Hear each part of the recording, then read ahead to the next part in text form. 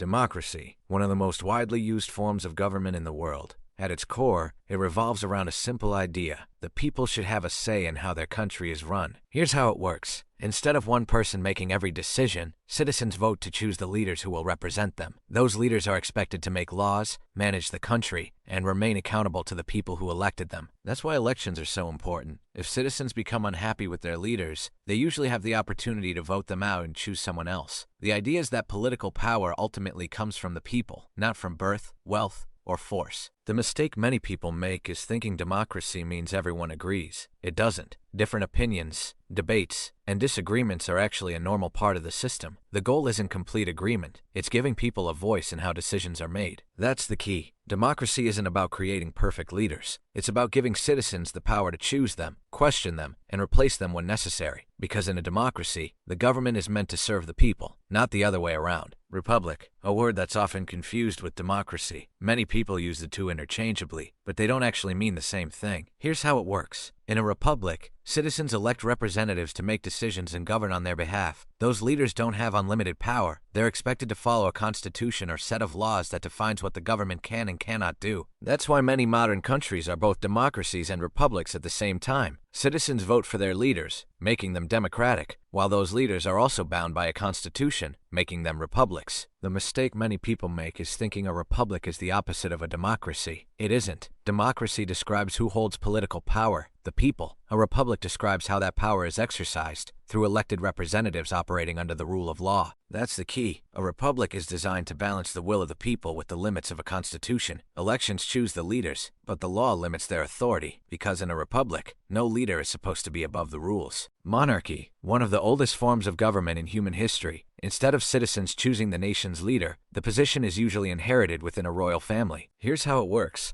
A king, queen, or emperor serves as the head of state, with power passing from one generation to the next. In some monarchies, the monarch holds significant political authority. In others, their role is largely symbolic, while elected officials run the government. That's why not all monarchies are the same. An absolute monarchy gives the monarch broad control over the country. A constitutional monarchy limits the monarch's power through a constitution, with most governing done by elected representatives. The mistake many people make is assuming every monarchy is ruled entirely by a king or queen. Today, many monarchies function as democracies, where the monarch represents the nation, while the government is elected by the people. That's the key. A monarchy is defined by how the head of state is chosen, through inheritance rather than elections. But how much power that monarch actually has depends entirely on the country's system of government. Dictatorship, a form of government where power is concentrated in the hands of a single ruler or a small ruling group. Unlike a democracy, the people have little or no ability to remove those in power through free elections. Here's how it works. A dictator gains and maintains control by centralizing authority, often limiting political opposition, controlling major institutions, and restricting criticism of the government. As a result, most important decisions are made by a small number of people rather than by elected representatives. That's why dictatorships often have fewer political freedoms.